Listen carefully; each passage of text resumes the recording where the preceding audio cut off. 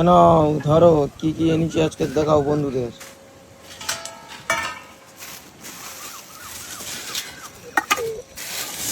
বন্ধুরা দেখো, বাবা অসাধারণ সেই দেশি চিংড়ি, দেখো অসাধারণ চিংড়ি, দেখো পুরো একদম জ্যান্ত চিংড়ি। চিংড়ির সাইজগুলো দেখতে পাচ্ছ কত অসাধারণ চিংড়ি, দেখো এখনো জ্যান্ত। বাজার থেকে কখন কিনে আনলাম, এখন অবধি টাটকা দেশি হরিঙে চিংড়ি।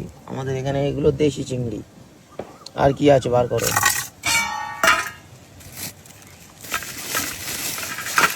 আর এখানে সব থেকে ফেভারিট মাছ, এই মাছটার নাম কি জানো?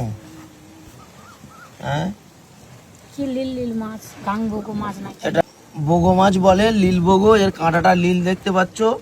এই মাছটা খুব সুস্বাদু মাছ, কত অসাধারণ পিচ করে দিয়েছে দেখো বন্ধুরা, খুব সুন্দর খেতে লাগে ও দারুণ বেশ।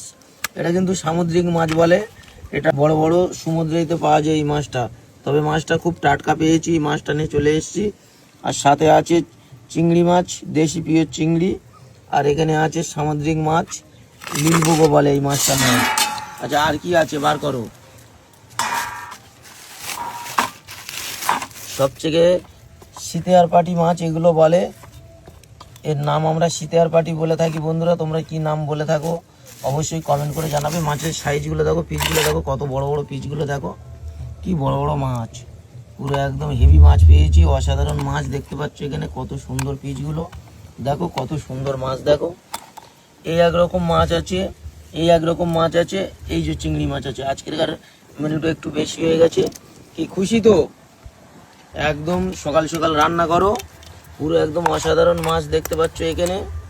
আজকের একটু মাছ বেশি আনা হয়ে গেছে, সব রান্না করো ভালো করে, খাওয়া দাওয়া হবে। বন্ধুরা যারা যারা আসতে চাও চলে আসো, দাদার বাড়ি সবার জন্য পথ খোলা, সবাইকে ইনভাইট করে দিলাম, চলে আসো।